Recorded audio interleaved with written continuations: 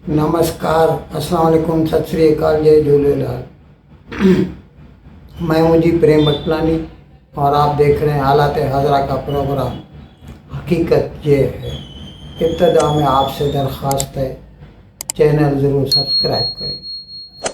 दोस्तों, आजकल तो भारत के लिए सबसे बड़ी खबर, या पूरी दुनिया के लिए कह दीजिए, सबसे बड़ी खबर ट्रंप और उसके टैरिफ हैं। और कई दिनों से ये बात गर्दिश कर रही थी कि ट्रंप रेसिप्रोकल टैरिफ्स लगाएंगे, यानी जितना कोई भी मुल्क अमेरिका के माल पर अपने यहाँ लगाता है तो अमेरिका भी बदले की नीयत से उसके ऊपर उतनी ही ड्यूटी लगाएंगे। खैर, ये 2 अप्रैल को होना था और वो खबर आ गई। ये अलग बात है कि ये जो नए टैरिफ थे ये 9 तारीख यानी 2 रोज़ केबल अमेरिका के रात के 12 बजे से लागू होने थे। लेकिन कल ये खबर आ गई कि ट्रंप ने फ़िलहाल 75 मुल्कों को जो है इन टैरिफ से आज़ाद कर दिया है, हमेशा के लिए नहीं, सिर्फ 90 दिनों के लिए, 90 डेज़ के लिए। उसकी वजह ये है कि उन मुल्कों ने अमेरिका से ताल्लुक़ कायम किया और उससे दरख्वास्त की कि आपकी जो भी शिकायत हैं हम बैठकर दूर करेंगे और एक दूसरे से बातचीत करके एक मुत्तफ़िका प्रोग्राम पर अमल दरामद करें, कोई मुआहदा करें, एग्रीमेंट करें, करार तय पाएँ ताकि दोनों मुल्कों का फ़ायदा हो। तो इस सिलसिले में भारत के लिए भी ख़ास तौर पर अमेरिका ने बोला था और भारत को भी फ़िलहाल ये इससे आज़ाद रखा गया है, जस्ट फॉर 90 डेज़ जो है। अच्छा, ये बात जो थी ना, ये तो 1-1.5 महीने से बाज़ार में गर्दिश कर रही थी। तो जो इलेक्ट्रॉनिक्स वाली कंपनियां हैं उनको तो इस बात का अंदाज़ा था कि 2 तारीख को ऐलान हो जाएगा रेसिप्रोकल टैरिफ और 9 तारीख से वो लागू हो जाएंगे। तो उन लोगों ने जितना हो सका अपना इलेक्ट्रॉनिक्स का माल भारत से ज़्यादा अमेरिका भिजवा दिया। इस सिलसिले में एक ख़बर आई है एप्पल कंप्यूटर्स वालों ने, वो क्योंकि भारत में अपना आईफोन बनाते हैं तो उन्होंने मार्च के महीने में, यानी 2 अप्रैल को लागू होने थे, तो इसीलिए उन्होंने मार्च के महीने में 600 टन वज़न की आईफोन्स भारत से एक्सपोर्ट किए और इसके लिए उन्होंने ग्रीन कॉरिडोर बनाया था। हवाई जहाज़ के ज़रिए भेजे, नहीं तो नॉर्मली क्या होता है कि इंटरनेशनल मार्केट्स में जो कंपनियां होती हैं बज़रिए पानी के जहाज़ माल भेजते हैं, वो बहुत सस्ता पड़ता है, लेकिन उसमें निकलने में देर हो जाती है और पहुंचने में भी देर हो जाती है। यहाँ पर ख़ास बात ये थी कि उनको डर था कि 9 तारीख से पहले ये माल अमेरिका पहुंच जाना चाहिए, नहीं तो नए टैरिफ्स लागू हो जाएंगे। और वैसे तो खैर भारत के ऊपर 26% लगे थे। और अच्छा, ये भी मैं बता दूं, कल तो पता चला था कि चीन के ऊपर 125% लागू करेंगे टैरिफ। अभी पता चला नहीं 145% है। ये तो हद ही हो गई।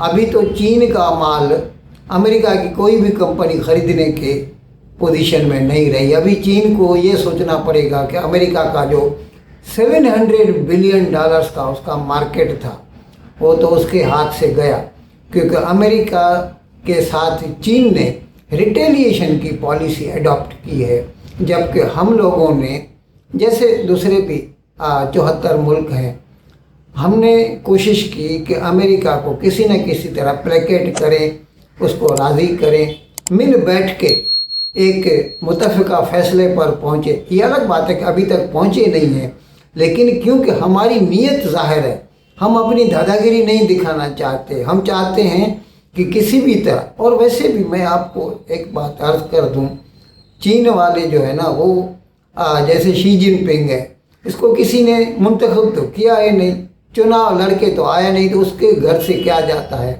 चीन वाले मरे या जिंदा रहें, वो अपनी अना के ऊपर, अपने ईगो के ऊपर वो फैसले करता है और इससे चीन को खासा नुकसान होगा। ये भले ही दुनिया कुछ भी कहे, अमेरिका को भी नुकसान होगा, क्योंकि चीन दुनिया का मैन्युफैक्चरिंग फैक्ट्री है। तो अमेरिका को भी चीन का माल चाहिए, लेकिन उसी के साथ साथ क्योंकि चीन ने क्या किया है, अपनी ज़रूरियात से बहुत ज़्यादा मैन्युफैक्चरिंग का जो इंफ्रास्ट्रक्चर खड़ा कर दिया है, वो तो जाहिर है, तो उसको अगर उसके पास एक्सपोर्ट नहीं होगा, ये अलग बात है कि अमेरिका को छोड़कर बाकी दुनिया तो उससे लेती रहेगी। और हो सकता है कि बहुत सारे ममालिक जिनके ऊपर कम ड्यूटी लगी है, अभी तो 90 डेज़ के लिए कोई ड्यूटी नहीं है, लेकिन जिनके ऊपर कम लगाई गई है, जैसे ब्राज़ील है, सऊदी अरेबिया है, फ़िलिपीन है, ये लोग चीन से माल मंगा के और अपना ठप्पा लगा के कि भाई ये हमारे यहाँ का माल बना हुआ है और अमेरिका को भेज दें, इस तरह से भी कुछ माल चीन का अमेरिका तक पहुँच सकता है। जैसे भारत का माल पाकिस्तान चला जाता है, आपको इल्म है कि नहीं है, मैं पहले भी कई मरतबा बता चुका हूँ। पाकिस्तान वाले बोलते हैं हमें भारत के साथ तिजारत नहीं करनी है, लेकिन माल तो वहाँ पे मिलता है, बाज़ारों में खुला पड़ा है। कराची में जाइए, रावलपिंडी में जाइए, माल पड़ा है भारत का बना हुआ सीधा सीधा, और वो दुबई से होके जाता है। यहाँ से माल हिंदुस्तान से दुबई जाता है और दुबई से पाकिस्तान, तो उस तरह से डबल डबल ड्यूटी लगती है, डबल डबल किराया लगता है, और उस तरह से पाकिस्तान के कंज्यूमर को वो चीज़ महंगी पड़ जाती है। इसी तरह चीन का माल किसी दूसरे मुल्क के थ्रू अमेरिका तक पहुंच सकता है। अमेरिका का इसमें नुकसान होगा, लेकिन चीन का भी नुकसान होगा। चीन का उतना, अमेरिका बहुत बड़ा मार्केट है, $688 बिलियन का पिछले साल चीन ने उसको माल दिया है। तो ये अगर ये $700 बिलियन उसका, अभी सिर्फ 3 महीने ही तो गुजरे हैं इस साल के, अभी 9 महीने गुजारने हैं।